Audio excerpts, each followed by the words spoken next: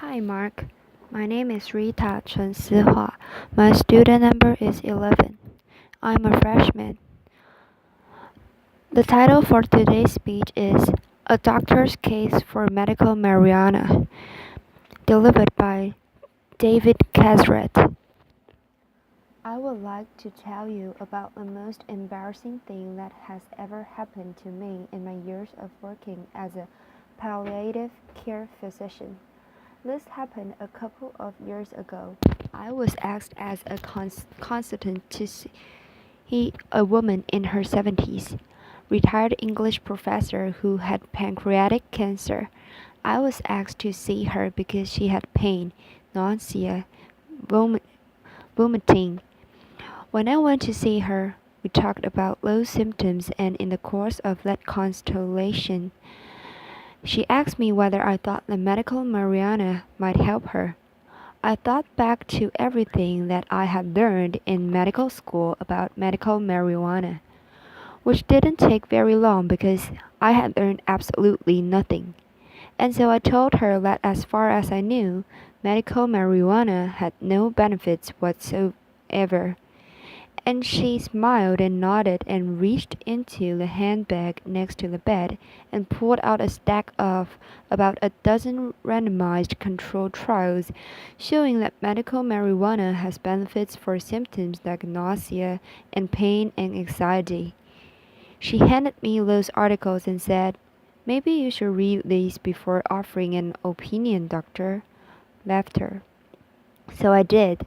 That night, I read all of those articles and found a bunch more. When I came to see her the next morning, I had to admit that it looks like there is some evidence that marijuana can offer medical benefits, and I suggested that if she really was interested, I should try it.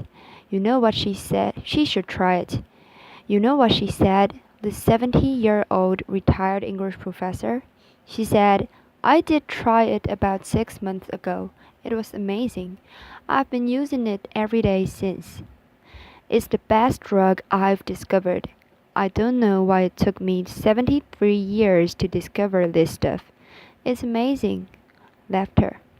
That was the moment at which I realized I needed to learn something about medical marijuana because what I was prepared for in medical school bore no relationship to reality. So I started reading more articles. I started talking to researchers. I started talking to doctors. And most importantly, I started listening to patients. I ended up writing a book based on those conversations. And that book really revolved around three surprises. Surprises to me, anyway. One, I already alluded to, that there really are some benefits to medical marijuana. Those benefits may not be as huge or as stunning as some of the most avid proponents of medical marijuana would have us believe, but they are real. Surprise number two. Medical marijuana does have some risks. Those risks may not be as huge and as scary as some of the opponents of medical marijuana would have us believe, but they are real risks nonetheless. But it was the third surprise that was most surprising. And that is that a lot of the patients I've talked with who've turned to medical marijuana for help weren't turning to medical marijuana because of its benefit or the balance of risks and benefits, or because they thought it was a wonder drug, but because it gave them control over their illness. It let them manage their health in a way that was productive and efficient and effective and comfortable for them.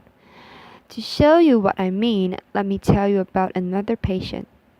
Robin was in her early 40s when I met her. She looked though like she was in her late 60s. She had suffered from rheumatoid arthritis for the last 20 years. Her hands were gnarled by arthritis. Her spine was crooked. She had to rely on wheelchair to get around. She looked weak and frail, and I gasped physically. She probably was, but emotionally, cognitively, psychologically, she was among the toughest people I've ever met. And when I sat down next to her in a medical marijuana dispensary in Northern California to ask her about why she turned to medical marijuana, what it did for her and how it helped her, she started out by telling me things that I had heard from many patients before. It helped me with her anxiety, it helped with her pain. When her pain was better, she slept better. And I'd heard all that before, but then she said something that I'd never heard before, and that is that it gave her control over her life and over her health. She could use it when she wanted, in the way that she wanted, at the dose and frequency that worked for her. And if it didn't work for her, then she could make changes. Everything was up to her. The most important thing she said was she didn't need anybody else's permission. Not a clinic appointment, not a doctor's prescription, not a pharmacist's order. It was all up to her. She was in control. And if that seems like a little thing for somebody with chronic illness, it's not. Not at all. When we face a chronic serious illness, whether it's rheumatoid arthritis or lupus or cancer or diabetes or cirrhosis or cirrhosis, we lose control. And note what I said, when, not if. All of us at some point in our lives will face a chronic serious illness that causes us to lose control. We'll see our function decline. Some of us will see our cognition decline. We'll be no longer able to care for ourselves, to do the things that we want to do. Our bodies will betray us, and in that process, we'll lose control. And that's scary. Not just scary, that's frightening. It's terrifying. When I talk to my patients, my palliative care patients, many of whom are facing illnesses that will end their lives, they have a lot of be frightened of pain, nausea, vomiting, constipation, fatigue, their impending mortality, but what scares them more than anything else is this possibility that at some point, tomorrow or a month from now, they're going to lose control of their health, of their lives, of their health care, and they're going to become dependent on others. And that's terrifying. So it's no wonder really that patients like Robin, who I just told you about, who I met in that clinic, turned to medical marijuana to try to claw back some semblance of control. How do they do it though?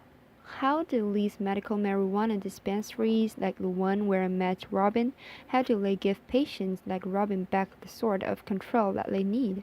And how do they do it in a way that mainstream medical hospitals and clinics, at least for Robin, weren't able to? What's their secret? So I decided to find out. I went to a city clinic in Venice Beach in California and got a recommendation that would allow me to be a medical marijuana patient. I got a letter of recommendation that would let me buy medical marijuana. I got that recommendation illegally because I'm not a resident of California. I should note that. I should also note for the record that I never used that letter of recommendation to make a purchase. And to all of you DEA agents out there, laughter. Love the work that you're doing. Keep it up. Laughter. Even though it didn't let me make a purchase though, that letter was priceless because it let me be a patient. It let me experience what patients like Robin experience when they go to a medical marijuana dispensary. And what they experience every day. Hundreds of thousands of people like Robin was really amazing. I walked into the clinic and from the moment that I entered many of these clinics and dispensaries, I felt like that dispensary, that clinic was there for me.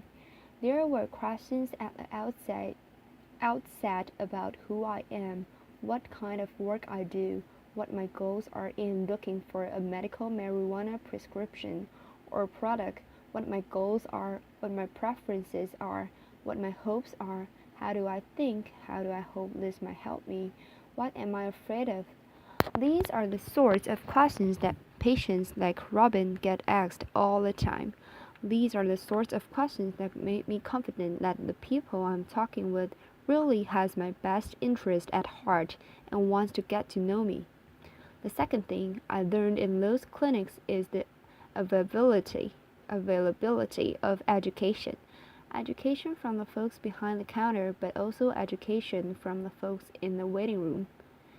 People I met were more than happy.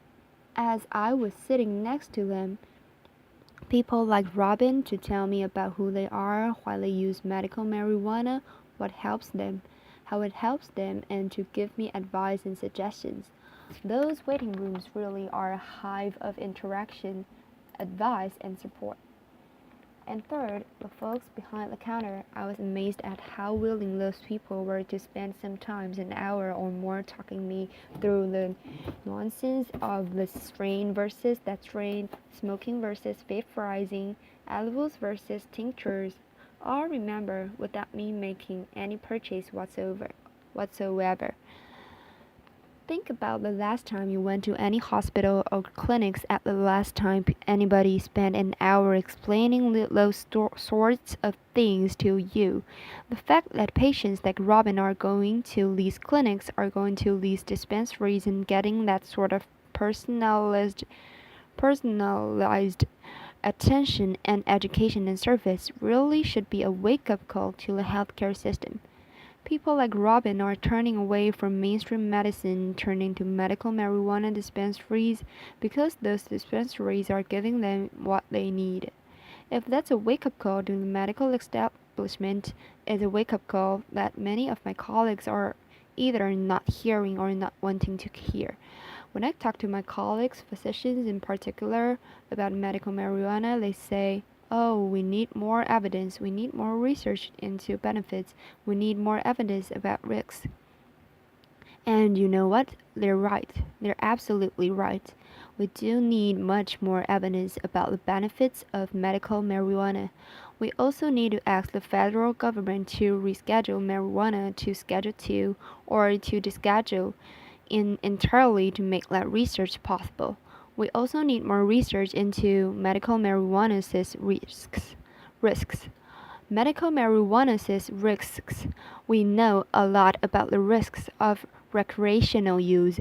We know next to nothing about the risks of medical marijuana, so we absolutely do need research. But to say that we need research and not that we need to make any changes now is to miss the point entirely. People like Robin aren't seeking out medical marijuana because they think it's a wonder drug or because they think it's entirely risk-free. They seek it out because the context in which it's delivered and administered and used gives them the sort of control they need over their lives. And that's a wake-up call we really need to pay attention to.